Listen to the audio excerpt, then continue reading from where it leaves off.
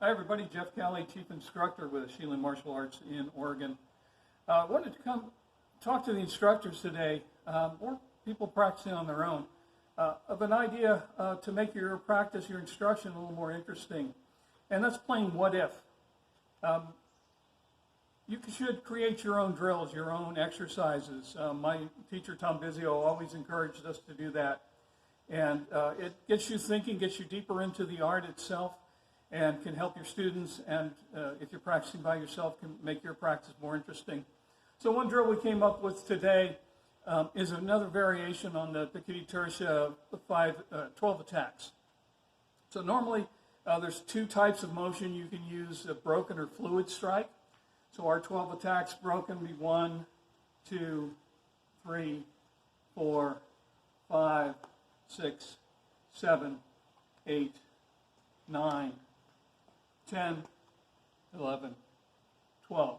And then we can do it fluid. 1, 2, 3, 4, 5, 6, 7, 8, 9, 10, 11, 12. So the what if part comes in. How else can I do that? Well, today I came up with the idea of adding Redouble. Okay, Redouble is part of the Florete system. Florete means flower. Redouble means basically two or twice. So what I'm doing with that is I'm striking one and then circling back and coming in for a second strike.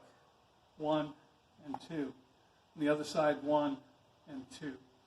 Now, we're not going to talk about how you'd use the Redouble. We're simply going to add it into our 12 attack system to give us that much more flexibility. So what we're doing here now is I'm going to add a Redouble as I come across on the one side, and then a Redouble as I come across to the two side. Throw that into the 12 attacks. It looks like 1, 2, 3. We change targets to the elbow. 4. Okay, now 5 is interesting because it's a thrust. So I'm not going to do that, but I'm going to thrust and then Redouble, or come back with a second strike. So I'm thrusting and coming up with a strike. Okay, that's 5, 6, coming downward. 7, just changing the target to the knee. 8 is another thrust. So here again, I'm going to thrust first and then come through with the strikes, thrusting and coming through. 9 is a thrust this way. So I'll thrust and then hit, thrust. Okay. 10 is a downward strike. I'm just going to clear here and then come down. Okay, once is enough, coming down 10. 11 or 12 are part of the bayonet system, and you're not going to Redouble with those. So what that would look like for practice is I'd come 1, 2, 3, 4, 5, 6, 7 to the knee, 8, 9, 10. Okay, so that's one way to practice. You could actually even go to triplet days. It's a little complicated, but 1, 2, 3, 1, 2, 3. Okay, that's a bit of more of a challenge. Again, it's not necessarily always practical. This is for practice.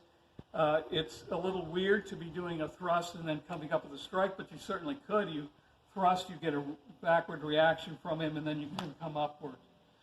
Okay, thrusting here, get a reaction, and come through here. So it's a good method of keeping your practice and your teaching more vibrant. Just playing what if. What if I did this? And then the next step is, what if I added footwork to that? Put in different types of footwork. What if I did a reverse triangle, forward triangle? What if I moved forward, moved back? And that just gets you more familiar with the weapon, the way it moves, and then you can always take something out of it. There may be something you discover that you could actually use in a fight or combat or sparring situation. Okay? So that's the idea today. Just play what if once in a while. I'm Jeff Kelly, Chief Instructor with Xilin Martial Arts in Corvallis, Oregon. And remember, martial arts are for life.